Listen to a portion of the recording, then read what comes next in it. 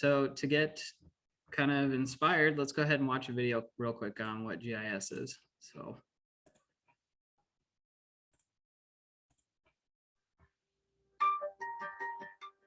To navigate the path ahead, you can share your screen, Frank. To see things differently. Let me get going. Great video, huh? There we go. Okay, are we seeing my screen now? Yep. Okay.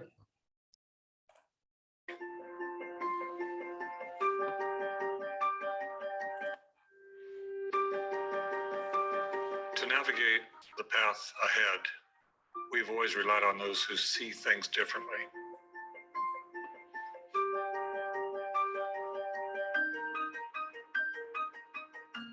They show us that the possible can be a matter of how you see it.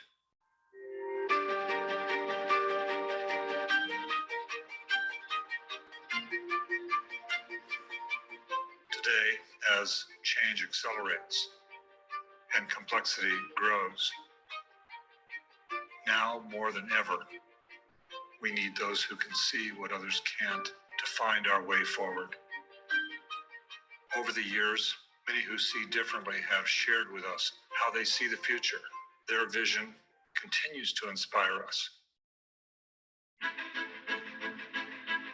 There is an urgent need to develop a science of cities. I learned map making in the United States Navy to help peacemakers avoid battle in the first place. We are creating a better connected and better informed citizenry. Jobs are going to require higher levels of thinking and decision making. So GIS is important because it helps students to be lifelong learners.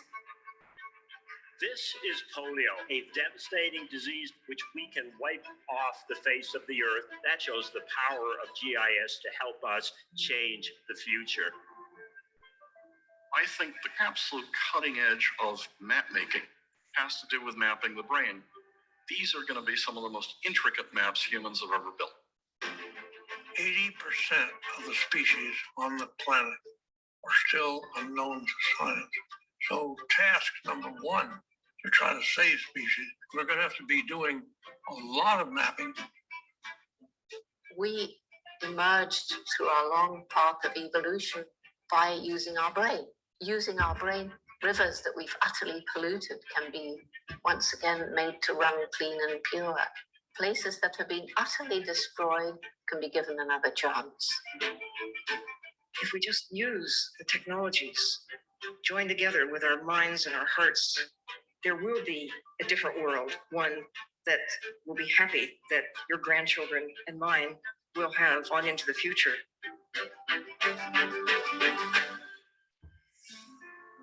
Together, we have the power to choose the way forward. We have the power to see what others can't.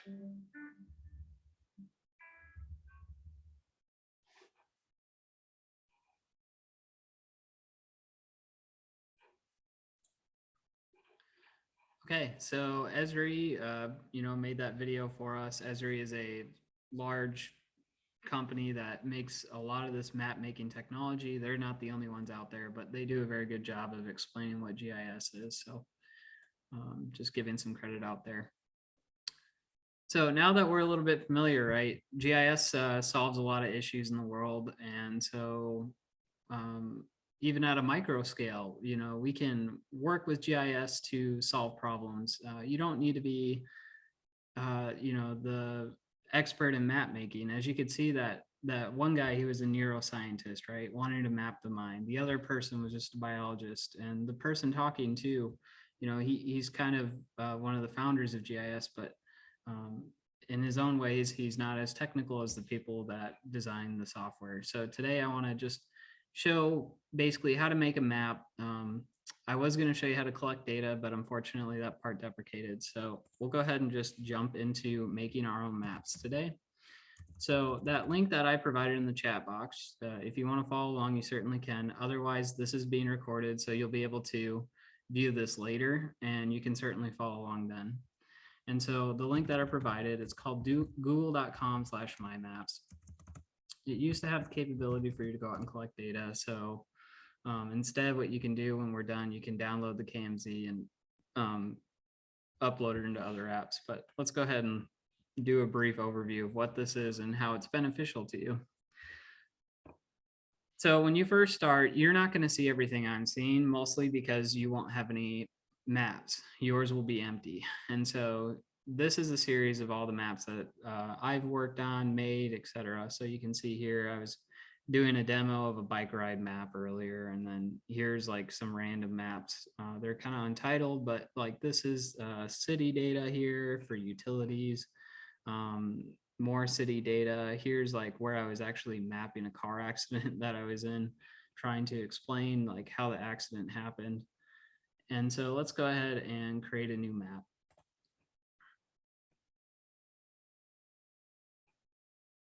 So when we create a new map, by default, you're going to be seeing the outlines of countries. You'll be seeing some topography. You'll be seeing some vegetation, what kind of landscape we're looking at. And you can see that we can travel the world pretty quickly.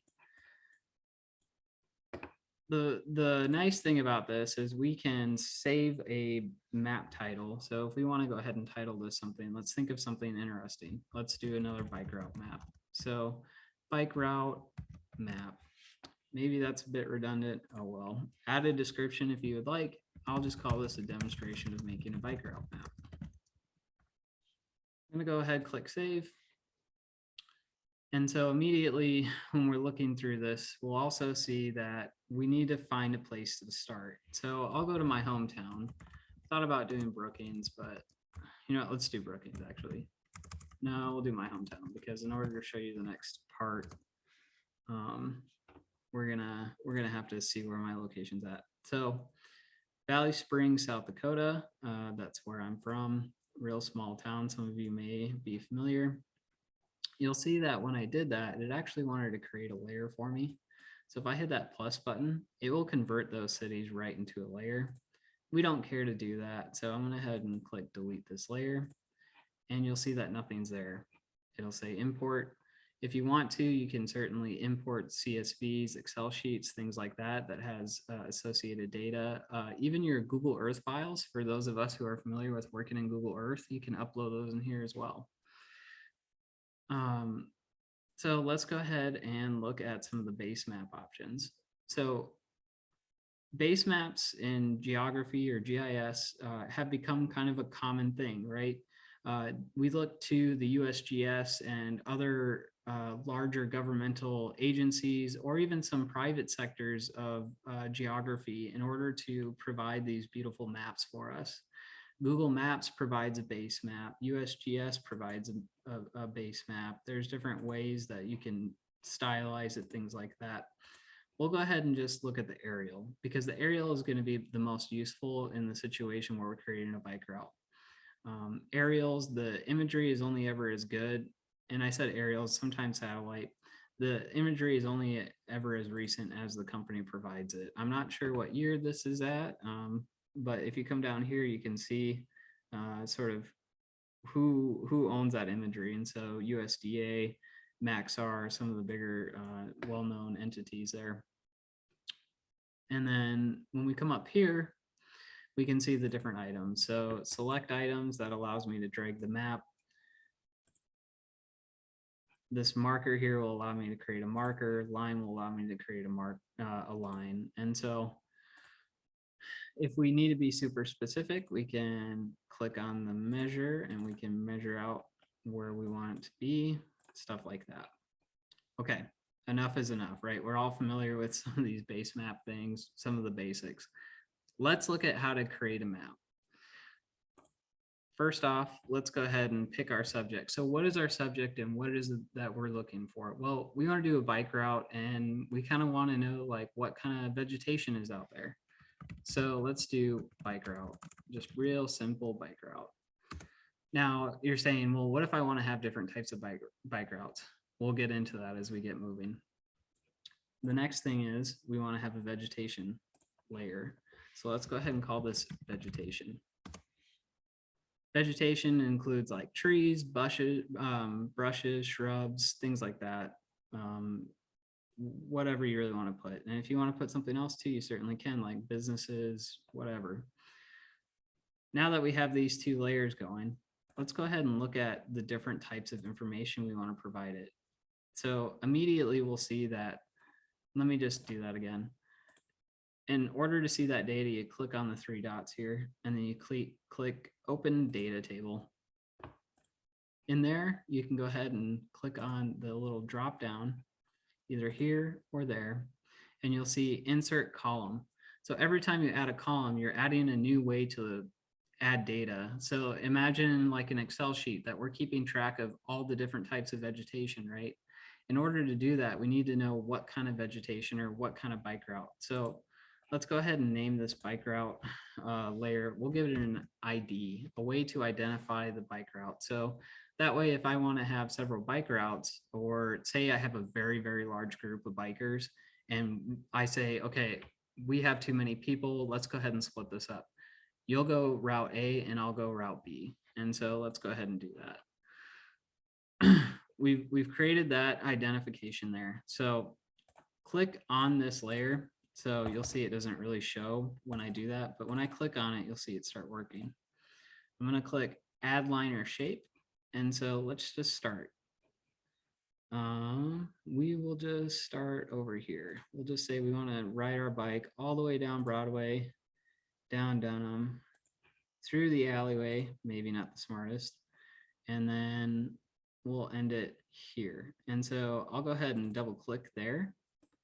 And so it actually draws a line. And so by default, it wants me to fill out the box that says name. Okay, so let's go ahead and leave the name. That's fine. Line 1 is whatever. And let's identify this as A, and we can describe this as Broadway route. Okay, great. Let's continue on. Let's do one more. Let's say that we want them going the opposite direction for group B. Have them go in through the elementary here, take a lap, come back out, and you can see like I can just add a ton of spots, right? Okay, and then we'll put them in the backyard here. Let's go ahead and call this ID of B, description of Valley Drive, because that's the main road there. And if you wanted to, you could even attach a photo, right? So you could even go into like google.com maps, right? Everyone's familiar with this. Come in here. Drive, Valley Springs, South Dakota. Okay. Drop our guy.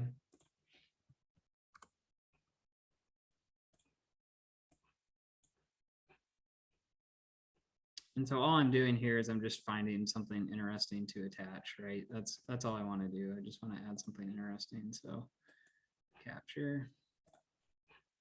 And then let's go ahead and click on this.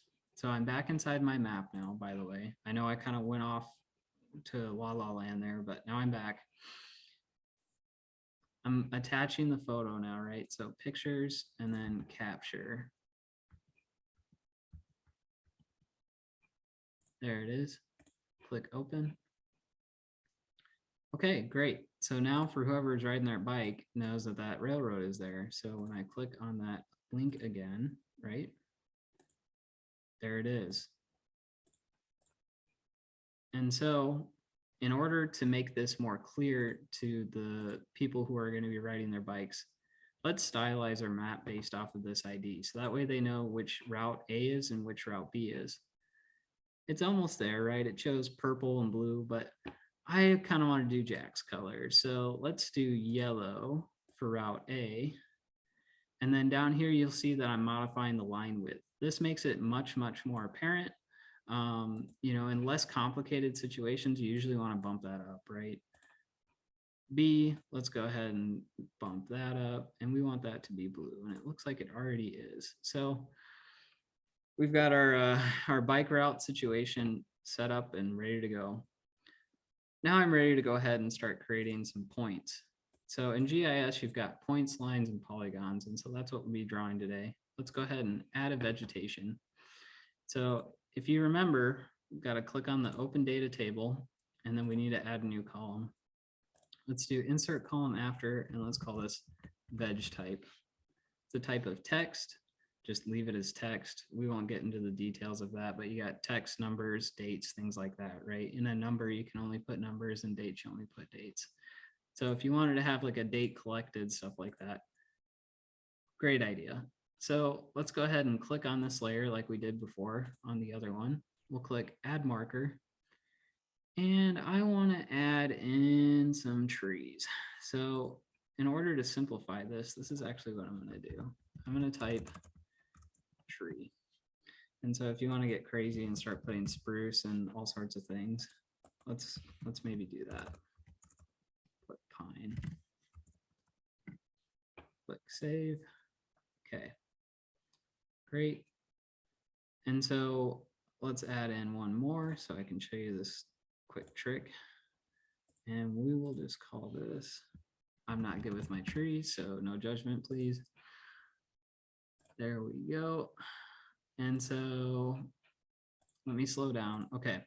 So what I want to do is I want to be able to collect multiple pines, and I want to be able to collect multiple spruce. And so we'll do this again. Remember this, the individual styles. We'll change this to the vegetation type.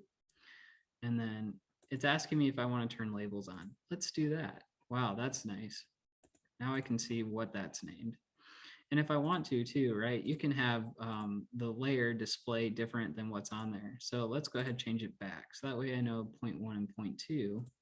But then in the image itself, let's go ahead and make this look more like a pine tree. So up here at the top, you'll see different defaults that are available. Well, I can tell you there's not going to be enough tree stickers here for me to be able to do that. So just slow it down real quick. Custom icon down here. That'll allow you to upload an image, access your photos, Google Drive, recent, other things like that. Let's go ahead and do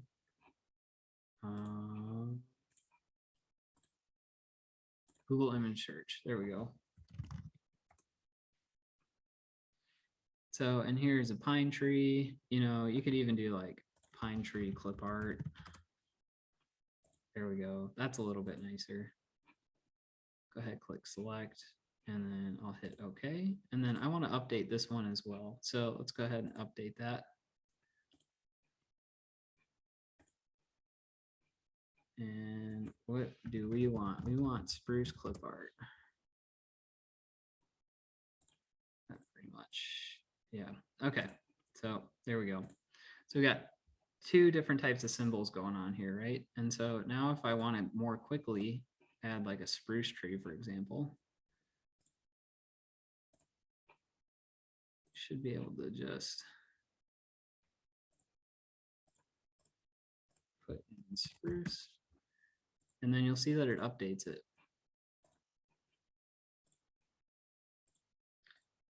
And so there you have it. And then on each one, you'll notice that it provides a lat and long. So if you need to verify the information, you can actually type those points in on your phone and it'll take you there. So if somebody wanted to navigate to this, you can actually click on directions to here. Okay. And so then you choose point A, which would be, we'll say, Valley Springs Elementary. You know, just like you do in Google Maps, and look at that, you got yourself a route, okay? And then you can convert that or rename it, or you can keep it, whatever you want to do. So route to the old spruce tree. Okay, so great, we have our map. What do what do we do with it now? Like what, what's the point of doing this if it's stuck in here? Well, it's not. It's actually synced up to your Google Maps account. So if you were to open your phone, you can access it from there. So that's what I'll go ahead and do now is I will open this up on Zoom for everyone to see.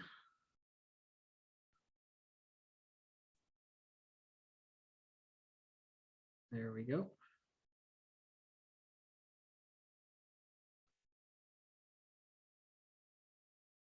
And then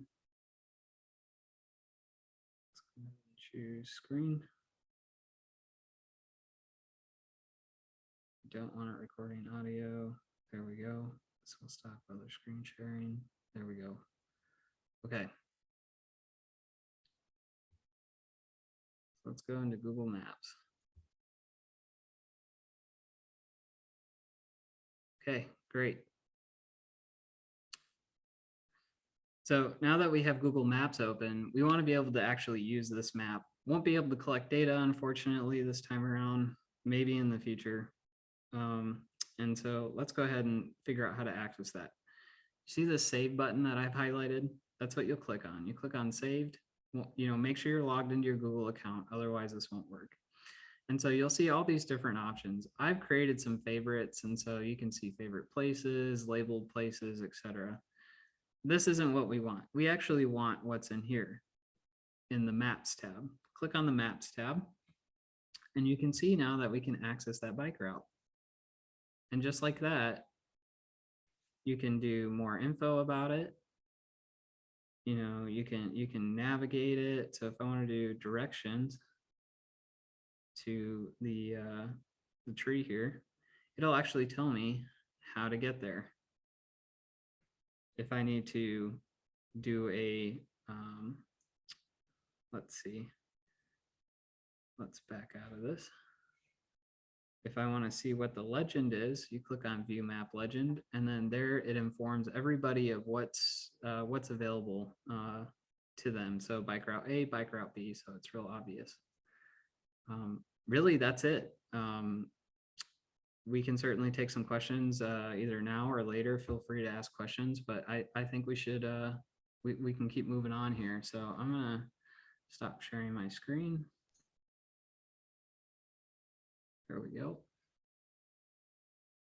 If it lets me. There we go. And then I think now we're ready for our next presenter. Jim, do you want to go ahead and introduce yourself and start talking about what it is that you do at the county? Okay, I'm Jim Sampson. I've been at the county for 7 years, and this is about it for me. I'm done retiring at the end of December.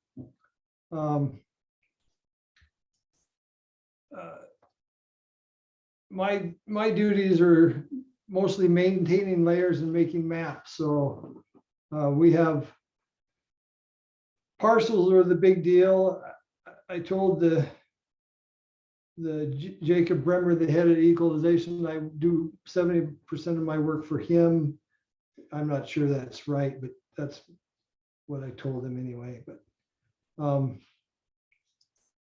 when most of my stuff is either merging parcels together, say somebody owns both these and they want to put them back together, I'd merge them with a tool. Or if this parcel, they wanted to split east and west or north and south into two parcels because they're going to sell half, I would split that up.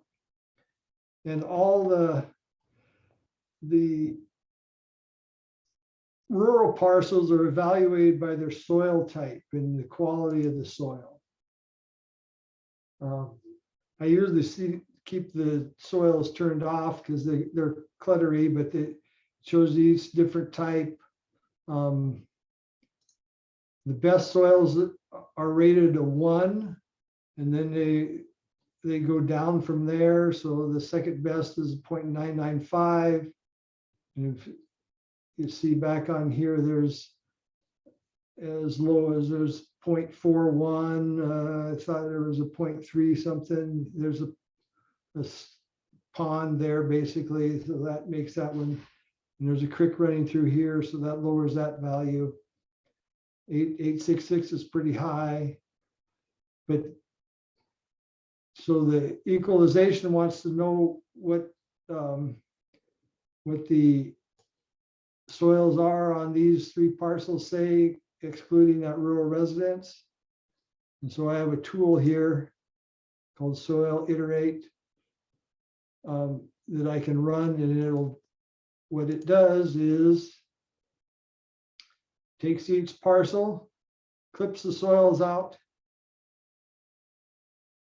temporarily, calculates the acreage of each soil type in that parcel, summarizes them together in case there's multiples of a single soil pieces, puts them together and exports it to an Excel sheet that I'll send to the equalization people. And it takes a few minutes. I won't demonstrate that. I'm going to turn that off. A couple other things we do is we have to draw in parcels and cities. So this particular neighborhood has lots that are based on the building footprint and with the dimensions of each one and the angle they're going at. And I get to draw those in on the map.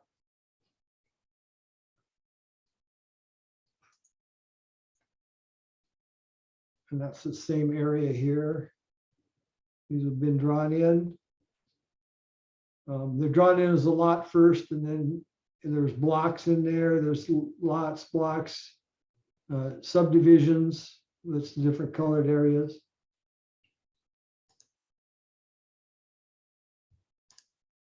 And then there's,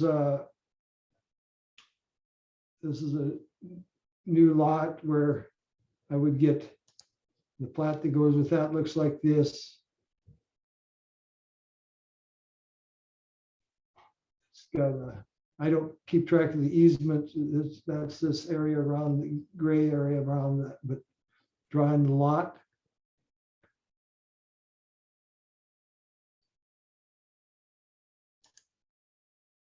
And I maintain all the roads in the county, the road center lines and their attributes. And address points is very important. Every time an address is provided by the city or county people,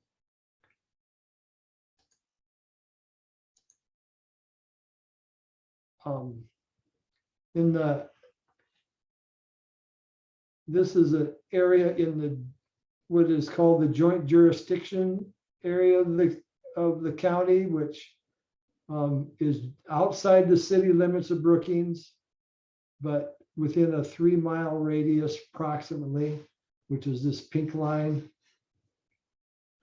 And the city assigns those addresses, but I have to place them. And when I place a point, I'll highlight this one.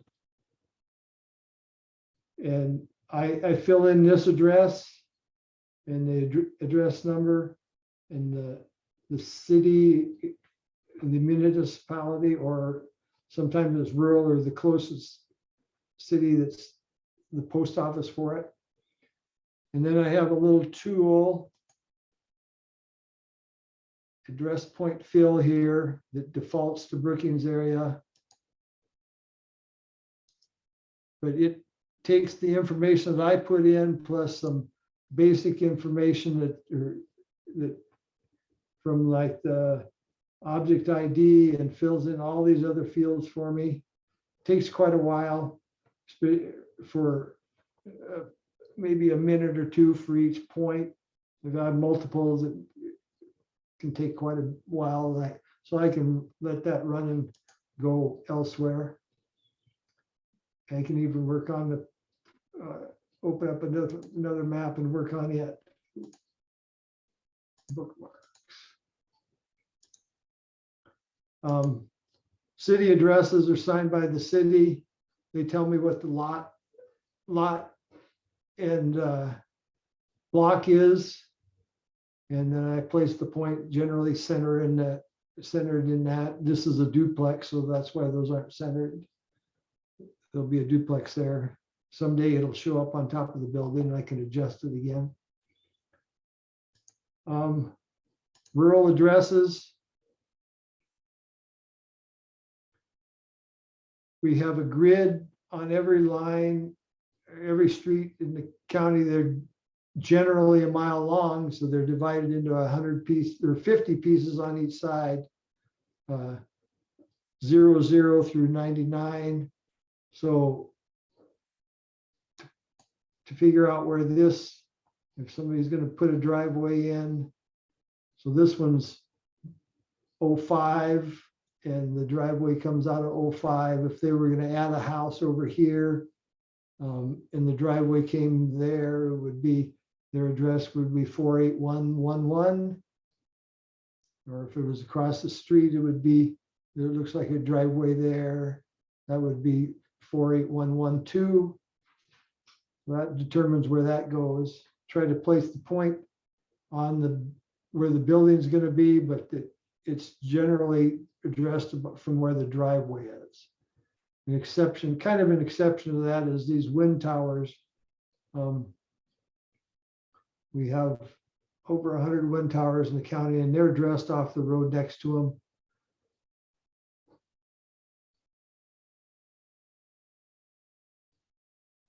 That was, so that's 22 and 24.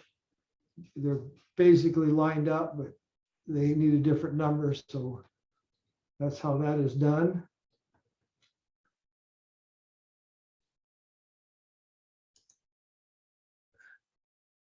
I also drawn lots and blocks, subdivisions, city limits, maintain the floodplain. If people's houses, they say it's actually built up a little bit, it's out of the floodplain, they can have it surveyed and removed. So I have to maintain that. Neighborhoods for taxing purposes. All the streets go into this master street address guide. I make paper maps and digital maps, PDF maps for the transportation department, emergency management, county planning. Law enforcement sometimes wants an aerial photo of a place they're investigating or something, and I do, for a fee, we do maps for the public. Mostly it's a printing fee. Unless they have to do a lot of work, research or something, then they might get charged a development fee. I get to be on site during a disaster, take a laptop out with GIS software on it for GIS support for that. We export records for data sales to companies. Beacon and pictometry, this is a public available website, and pictometry we use in-house.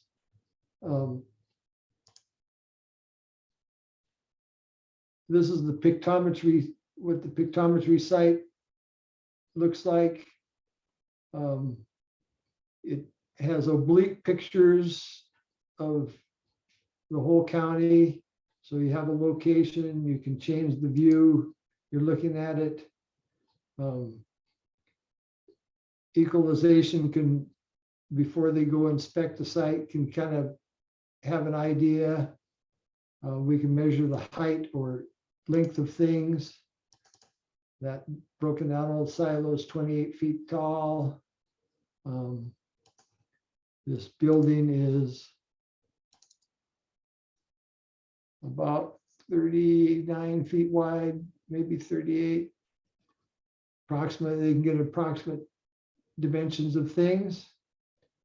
Our Beacon website is available to the public like this, with many of these fields locked. Banks and realtors, insurance companies pay a $400 a year fee to get those unlocked so they can see, get more details and get bigger reports. They can, but the public can actually get information on owners, evaluate what the properties are valuated at, property description. That's in at least in Brookings County on Beacon, that's available to everyone. That MSAG and alley, this is address points, are sent to this site. Working with another company called Geocom. They're trying to get the state of South Dakota is 911 system all together in one database rather than different people or different places around the state having separate databases to put it all together. And it's a multi-year project. It may be done in a couple more. A report mostly city limits changes to the census every spring. A once a year thing for the census purposes. And that's my time. It's Aaron's turn to finish this off. Alrighty, guys. I will be presenting. Let me share my screen quick. I'm Aaron Karl. I work for the City of Brookings and GIS specialist. The screen you are seeing on your screens right now is the city's mapping website. This is new to the city. I started with the city almost 2 years ago now, and this has been implemented since then. And then to get to this website, actually, if you click up here, you can actually go to the back to the City of Brookings website. And then from there, you go to Community and Visitors, City Maps, and it'll redirect you to the city's mapping website. And then once in here, it's kind of just a splash page. These are kind of just the 4 most common maps that are kind of used by the public. There are plenty more. These are just the top 4. And if you click to explore maps, these are actually all of the maps the city has on their public facing website. I guess first thing we can start out with is rec trails. We don't have to go through all of them, but we'll go through some of the more interesting ones. From in here, it shows just the different types of rec trails, kind of shows what type they are, what the length is in miles. The base map is kind of just a black one for now. Like Frank was saying earlier, there's plenty of different base maps you can choose from. You go to base map gallery, you come over here, you can click on just say the imagery one, and it brings you into an image. But then if we go down to like the nature park in Brookings, it shows you kind of where the trails go through the nature park, crosses the street of 22nd, kind of runs along the golf course. You can kind of just see it's on trails, and then you can kind of see some of the ones that are on the streets. So on some shared use path, some shared use roadways, and then some shared use pathways down here, kind of on 20th. It's kind of a shared use sidewalk. So this one's kind of neat. It kind of helps you if you wanted to maybe plan your bike routes. You can maybe take a look and see where you're at, what's actually close to you. And then to go back, actually, just click this little Brookings icon up here, and it'll bring you back to the main splash page. Kind of the other cool ones, this is the rental map. This one actually shows all the rentals within the City of Brookings. As you can see, there are a lot of them. So if you zoom in on one, actually, so let's just zoom in on, let's just go here on 2nd Street. It actually shows you when the last inspection was. This one I know is a single family, and we need to update the type on it, and it tells you the location. But if you click on a different one, they kind of just show you what's there. Last inspections on them as well. So let's just go to like a new apartment. Let's go on 20th. The apartment building down here is inspected on 12th of August of 2020. It's a 72 unit apartment, and it's at 320th Street South. Just so you can, this is maps kind of used for the public, so you can kind of see, hey, I live in this neighborhood. What's rentals in my neighborhood, which this one obviously is not very many, but obviously the closer you get to campus, they're more common. So you can maybe are questioning if a house next to you is a rental or not. You can come on here and take a look. Some of the other ones that the city has, if we go to explore maps, the more or weather related one is the snow removal routes. And this one kind of shows the red is the primary routes. The blue is kind of the secondary snow removal routes, and then the green is kind of their 3rd tier is what they go for. And then after these are done, then they go and do all the regular rest of the streets that are not highlighted in a color.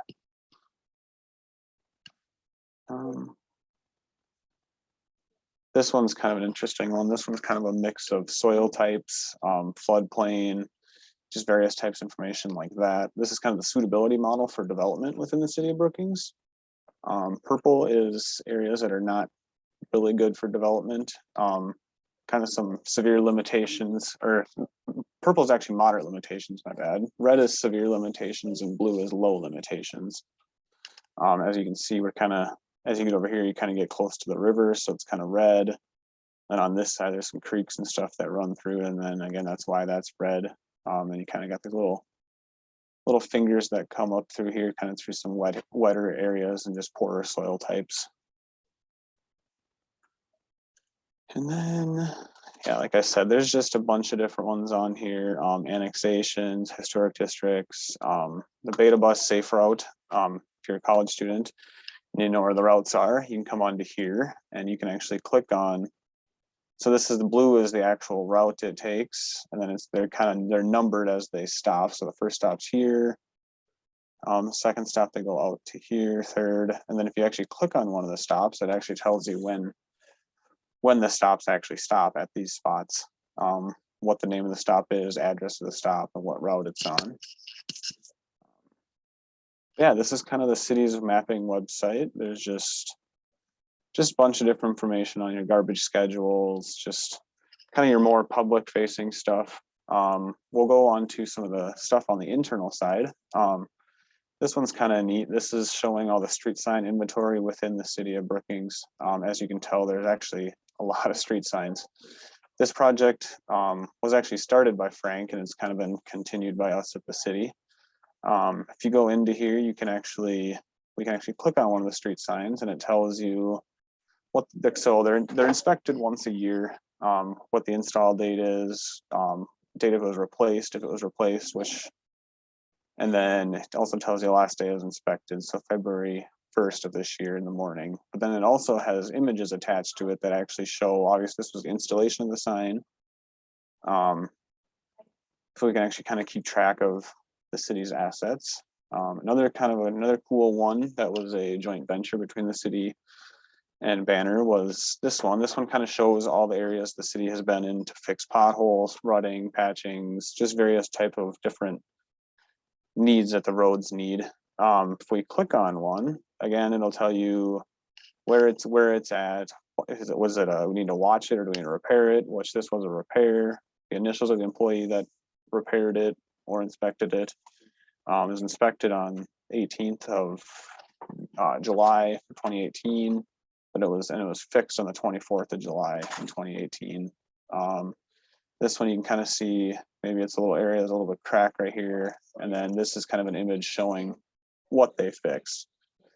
So this one's kind of nice to have, so our street guys can go out and kind of monitor some areas, as well as the engineers can see if there's an area that's prone to possible crackings or potholes. Obviously Orchard's a pretty heavily used road. But if they have areas that are kind of have some hot spots, they can go out and actually see and maybe need to reevaluate why these areas are not performing as well as they should be. Close these couple.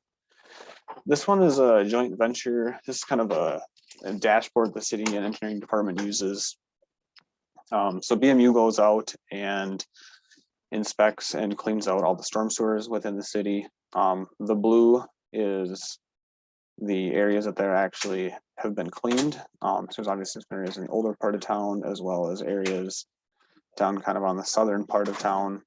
We can kind of see how many pipe segments have been cleaned, the length of actually the pipes that have been cleaned, the condition. Most of them are in fair condition. We got a couple in poor condition that need to be addressed.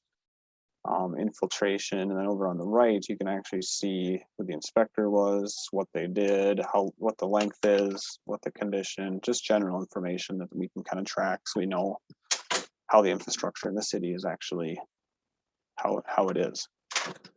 And then this one is another joint venture with the community development and engineering department. Usually it's an intern that goes out every summer and they have to inspect sidewalks for trip hazards, stuff like that. So this is what he did this last summer, kind of shows the area of where or what trip hazards they found. So the homeowner has to fix these trip hazards on the sidewalks.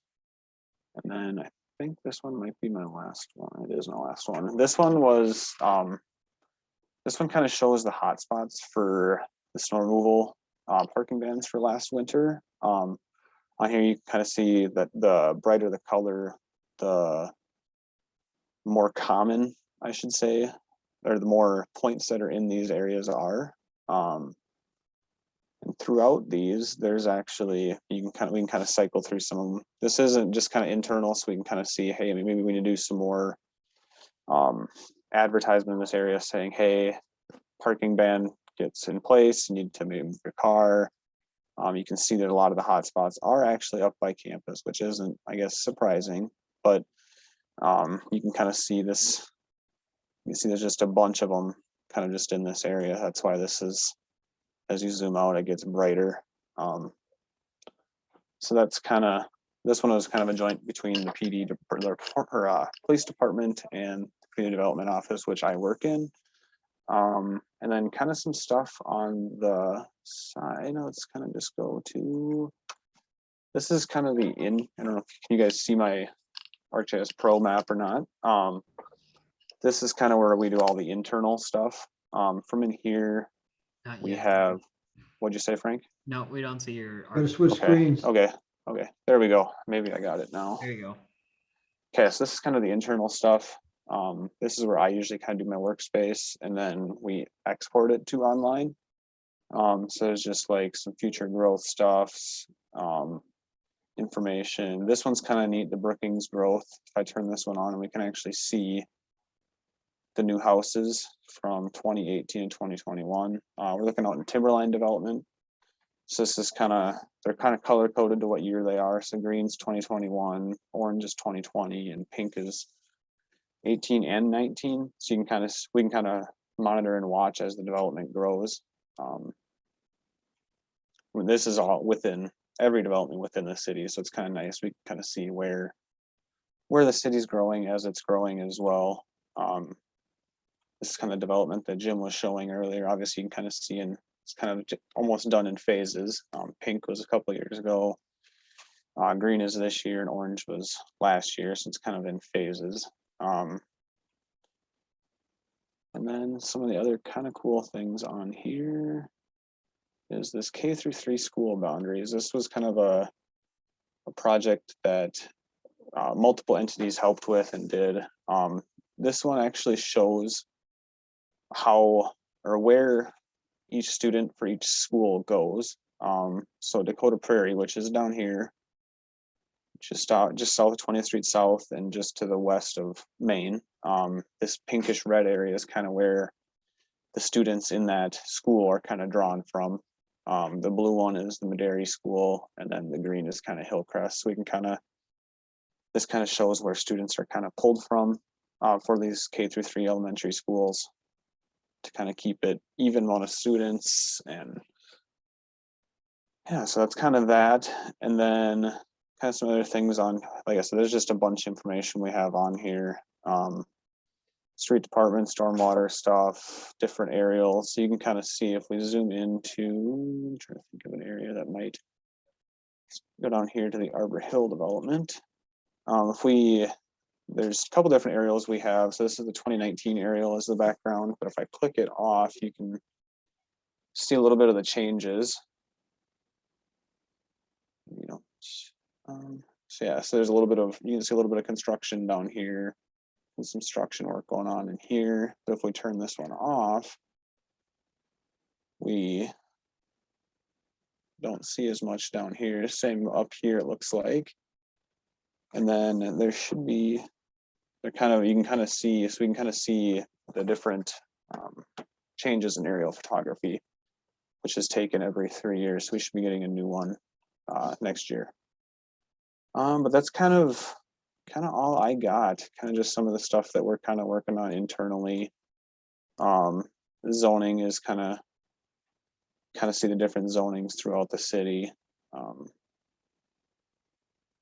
if we go on in here and click on one, select it, go over here to attributes, we can kind of see some information with it. But then we also have attachments in here that show specific ordinance. And then this one actually is on the public facing website as well. So this one you can actually go in and see all the attachments that are, if there's attachments attached to it, you can actually go in and see those as well. But yeah, that's kind of all I got. Okay, great. Thanks, Aaron. I'll give everyone a couple of minutes here. If you want to ask questions, you can send them in the chat box. If it's too big of a question, just ask, request to unmute yourself there in the chat box and we can make that happen. Off the bat though, I do have a couple questions like for Jim. What are some of the importance of having updated parcels for the community? Of having what? Updated Again? parcel information for the community. Well, it's for tax purposes mostly, and the kind of interesting thing about that is they're only updated for tax purposes once a year. And that's around the 1st of March, late February, 1st of March, everything is rolled over. Nobody, if we're making those splits and merges, they don't show up to the public on our Beacon site until that changeover in March. Because legally it's only in South Dakota, it's only allowed to be done once a year. Yeah, that's to make money for the county, I guess, is the main reason we're doing that. Yep. And Aaron, as far as the open data site, do you foresee more stuff coming out on the website for the public? Yeah, there's stuff that I've been working on, kind of some of the stuff the engineering department is if they do chip seals, crack seals, that's more internal stuff. External stuff, we're going to be doing which side of the roads they can park on. More parks information. We're going to put like if there's benches in parks, shelters, what type of playgrounds, stuff like that. And kind of a joint project between the city and BMU and the Parks Department. We're going to put up a master project list map for next year, so the public can go on there and view and see what we're spending some of the tax money on to help improve the community. That's exciting. Yeah, that's really great. Okay, I'm not seeing any questions come through, so thanks for everybody who was able to join us. I hope you have the rest of a good day and happy GIS day. So thanks for your time, everybody. All right, bye. Bye-bye.